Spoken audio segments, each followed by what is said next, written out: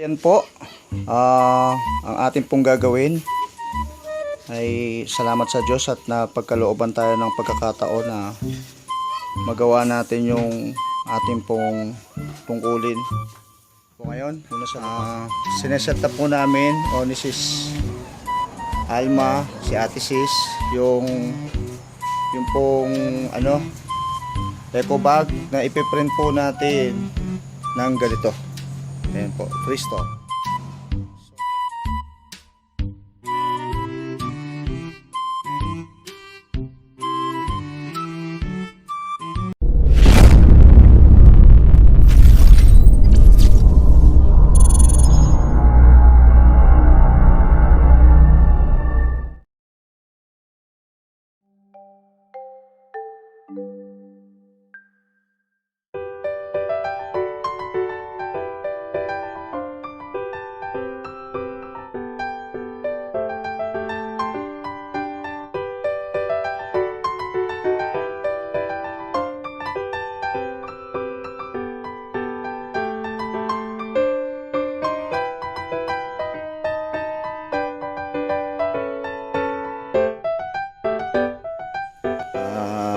Ipo-photographic na po natin yung ating pong layout na yan. Yan. So nagawa na po natin yung screen, then na layout na rin tapos na natin na layout, nagawa na natin yung screen. Ito na po yung layout. So ipo-photographic na po natin. Papansin nyo, dark po yan. So mamaya po, hindi na po natin makukuha ng to.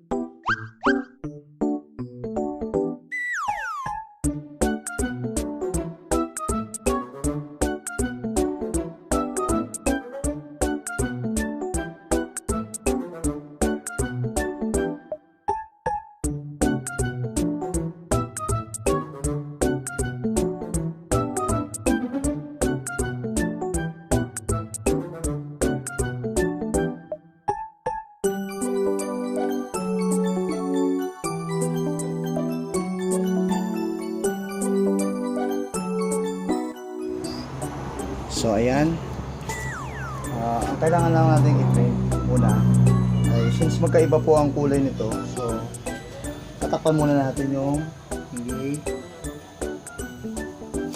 kasama sa i-print.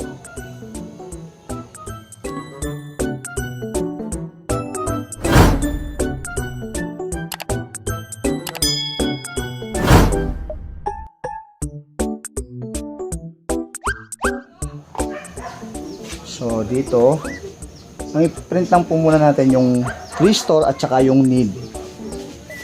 So ayan. Siguraduhin natin ito na nasa gitna. Then, pwede natin itong i-apply. Try natin ha.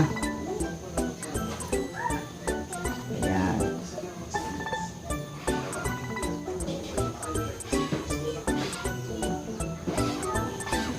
Ayan.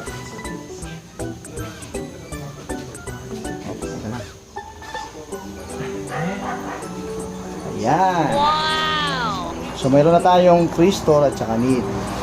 So mamaya babalikan po natin yan para makumpleto po natin.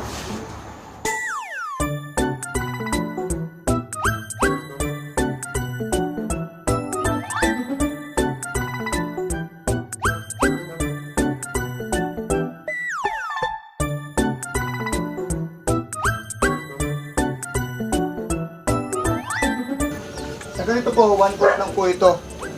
Kaya maganda po ang ganito dahil kayang-kaya na po siya sa 1/4.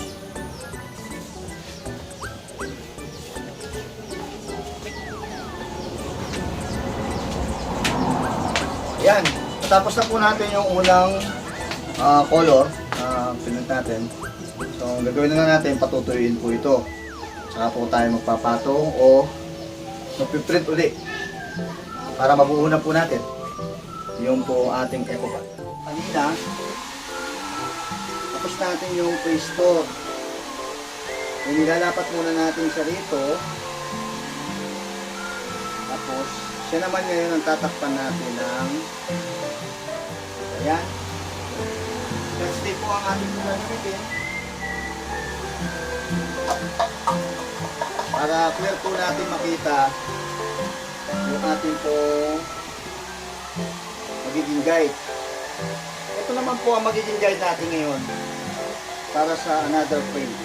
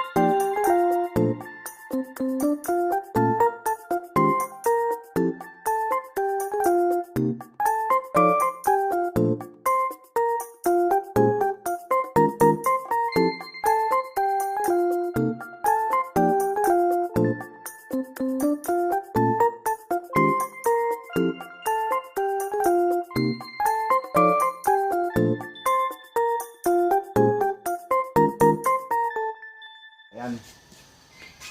Since natapos na po natin yung kabila, tuloy na po natin yung ano, ito pong last part or yung pag-print natin ng likod niya. Kabila naman po tayo. So yan.